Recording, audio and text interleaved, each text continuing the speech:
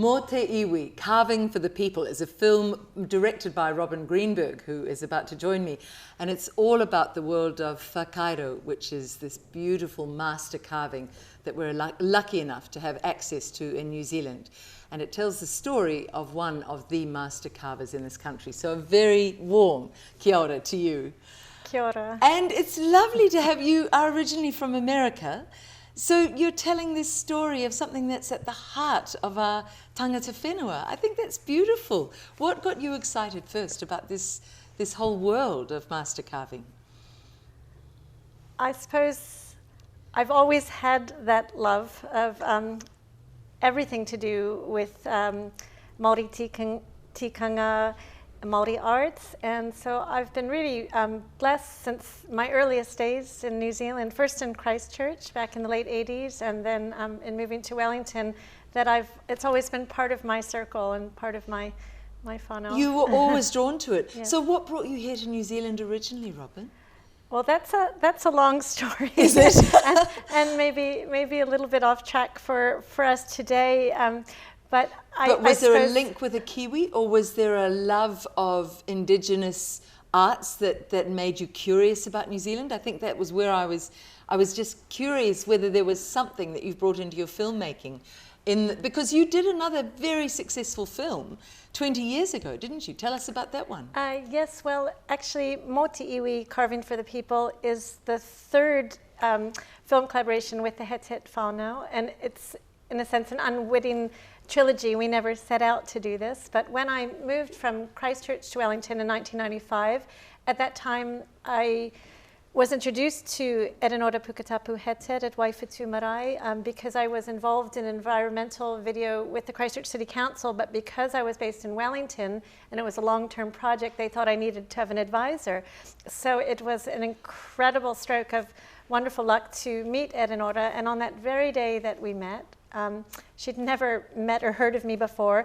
We just clicked as she was having a meeting with the Māori curator of the Dallas Art Museum when I arrived, and that meeting had run over time. She invited me into that meeting. It was to look at the retrospective exhibition of her artwork that was being planned, and she looked at me and she said, "Robin, I'd like you to do the film with me." Extraordinary. It's as if it was your destiny somehow. What was the name of that film? Well, that film never happened because because the Dallas Art Museum wanted to have a film but wasn't able to provide any funding for it. And I said to Erenora at that time when we followed up, and I said, "I'll be your greatest liability for funding as being non-Māori." And she laughed and she said, "Right person for the job is you." And job in quotations because there was never any money. But that film actually grew into, 5 years later, Two Tangata Weaving for the People.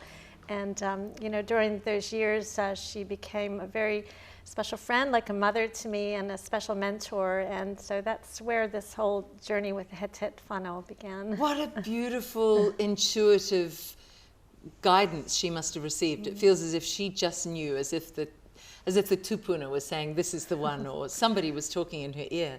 So this one now, we move to a film almost 20 years later, which is about master carving for the people, and another member of that.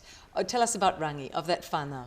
Well, during the number of years that we filmed Two Tangata Weaving for the People, Rangi always avoided the camera. I think there's just a very short flash of him of all those years of filming. And what the film festival program didn't have an opportunity to mention is that there was a second film that we did together, which was completed in 2005. That was called He Wakahono Tangata, a canoe that unites the people. That film was very special in that it was Erenora's vision that we would do that film based on footage that Rangi himself filmed on one of the first VHS cameras that came into the country, you know, in the late 80s, of the making of the Tūwaka Toa as part of the sesquicentennial celebrations in the year 1990. And I'd heard about that footage back when we were making Two Tangata, and I'd been overseas for a few years, and when I came back, I checked with Erenora, had someone picked up on that, because I thought it was an important project, and she said no, and that was the beginning of working on that project together. And it's only thanks to Erenora that could happen, because Rangi Pettit is, and all of the whānau are an incredibly humble family and don't want to put themselves in the limelight. So that was the first time ever that Ronnie agreed to be on camera. And I think had we not had that experience of working together for that project, it's unlikely that this film, would have come about. There is so much richness in your answers. The waka toa, that's a war canoe, but explain its link with peace, intrinsically with peace. Well, the write-up that Eleonora and Ronnie helped to do for that film, they were co-producing that film with me, that the idea was the waka toa as a symbol of peace. And there was a third waka that came out of the huge logs for that, and that was a children's waka that Ronnie carved, which went into the Dallas Art Museum, the legacy exhibit, the art of Rangi Pettit and Eleonora Puketapu Pettit, which we tracked for this Mo Te Iwi film. It's just gorgeous. I'm thinking of a million questions all at once as you talk, but let's focus now on Rangi Pettit. I mean, the whole whānau seems to be gifted in terms of obviously some kind of psychic ability, but definitely in terms of art. So how did he learn his carving? At 17, he was dragged out of school to carve a marae, wasn't he, to help carve a meeting house? Well, the stories that he shares in the film, and I can talk a little bit, but hopefully people will have the opportunity to see the film and on the big screen the way we, intended as part of the New Zealand International Film Festival. But yes, that's right. At 17, he had idea that he wanted to become a doctor and had that in his mind to follow those studies. But as he tells the story, for the film, that one day he was called to the principal's office and told that he was going to start an apprenticeship, at his home marae in Waihi, in Turangi area, and he's as he tells the story, it's very moving. He was baffled. He had no interest in carving at the time, and said, "Why me?" And so the story of the film really reveals the journey that he had and the excitement that he then begins to feel as he is part and the youngest member of the team that carved one of the most beautiful places I've ever experienced on Earth, which is Tapeka Marae in Waihi. And so it's a really glorious journey, and I think a lot of these stories have not only not been seen on film before, but some have not probably been shared publicly before. So it was very beautiful at our world premiere in Wellington, just on Sunday, that some of the whānau expressed, we're hearing some stories for the first time. So it was a really beautiful occasion of many stories coming together from many members of the whānau to build that overall picture, because I think one of my favorite lines in the film is from my co-producer Lillian Hettet, who is Rangi and Eleonora's eldest child, and she says, "Carving does not exist alone as a skill. It's part of the whole body of knowledge and history and community." That is so beautiful. So do we see that development? Does Rangi explain to us how he came from why me to being this master carver? Does he talk about all of the challenges along the way? Yes, in his own subtle way. And Yes. I think at the end of the film, there's a sort of a culmination that he shares, which I guess I'd like to share too now, just to evoke the incredible sense of humor that I feel that he has, and that I think comes across beautifully in the film. And he said, as he reflects back, that just as well that he didn't become a doctor because he can't stand the sight of blood. That's gorgeous. So he's got that dry sense of humor. That's really lovely. And he thanks his teacher, and he's all over time, that this, yes. You said that marae was one of the most beautiful places you've ever been on Earth. That's exquisite praise. In what ways does it move you like that, Robin? Because others might go there now to Waihi and understand through your eyes. But what gets you in that heart place? I think it's a little bit hard to put into words, actually. And I think as the youngest daughter, Eleonora, expresses in the film too, it's not just the physical setting, which is so beautiful at the southern end of Lake Taupo, but there's something special about that meeting house. It was also, as Rangi says in the film, one of the first meeting house in New Zealand that wasn't painted but varnished. So the details of the carving, are just something very, very special. And I asked that question because I suspect that just as Eleonora has this beautiful kind of spiritual side or psychic side or gifted side from the tupuna, I'm sure that as he carves, there are others working with him, around him. I'm sure that lineage would go through Māoridom, wouldn't it? So there's a very spiritual aspect to this. We're not just talking skilled craftsmanship, we're talking a very spiritual dimension to this craftsmanship. Would you agree with that, having filmed this? I definitely feel that. I think, in a sense, there's unspoken stories and threads of the story that. So that's very intuitive of you. I believe so. Yes. How beautiful! And so, is this quite a meditative film? Is this a film that? And we could take our children along. We could take any generations, from the grandmother to the little ones.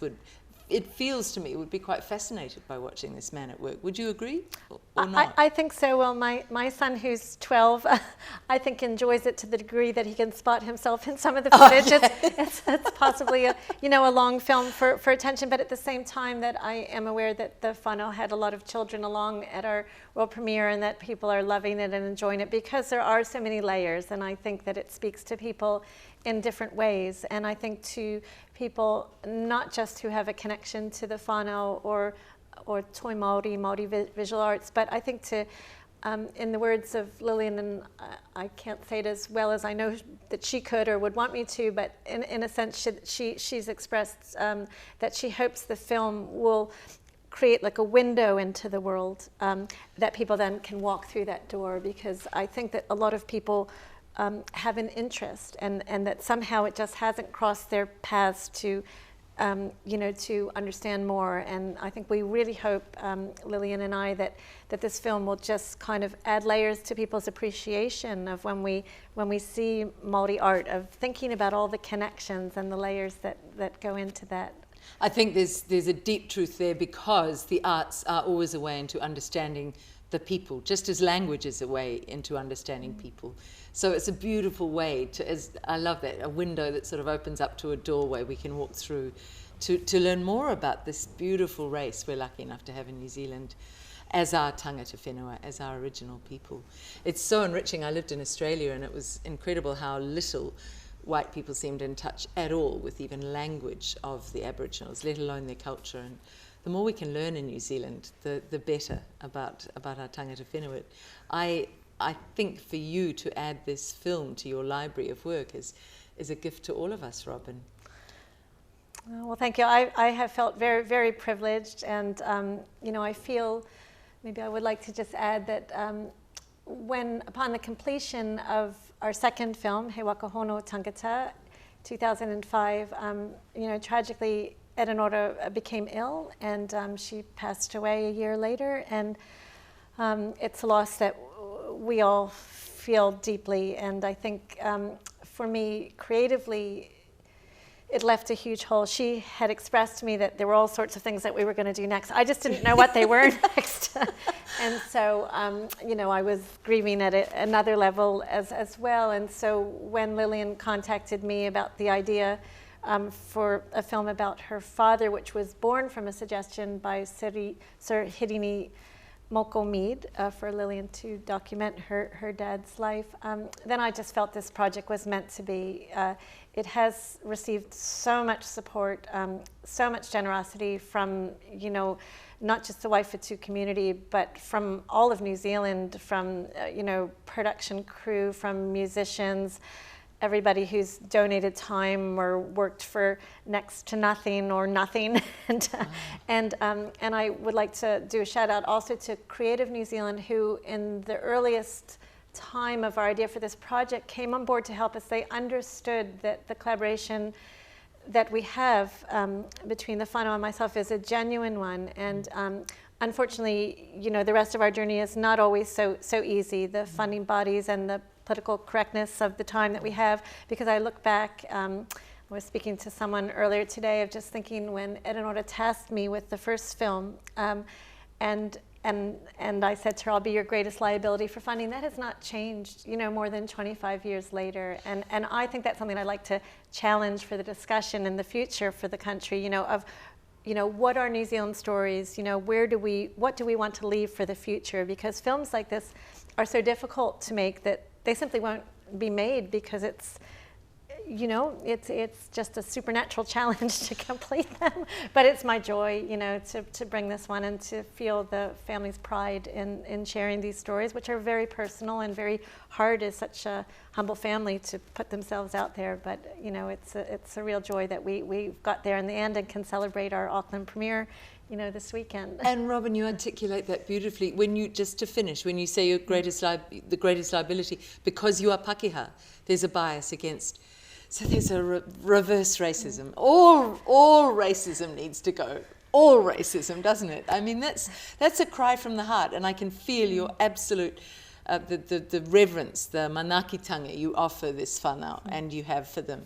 And that is what counts, not the colour of your skin or their skin or my skin. It's irrelevant. And well, thank you, thank you for that. And at the same time, I best also just acknowledge that at the 11th hour, we got a little bit of help from the Film Commission to get to the finish line. So that's quite a relief because Lillian spent a lot of amazing time to garner some support through an international Kickstarter campaign. But you know, you just can't get there to work and to bring a project like this to fruition to the highest quality, to mirror the amazing, you know, artwork and whānau that we're putting on screen. You know, we need the highest production values, and that can't happen with nothing. So, you know, we're really grateful for everybody who put in, including the Film Commission, to get us to the finish line. I can see what Eleonora saw in you. You've got this formidable combination of the most gentle nature and I think a formidable determination. I'd have you on my side if I wanted something done. Thank you so much. Kia ora. Lovely to talk to you.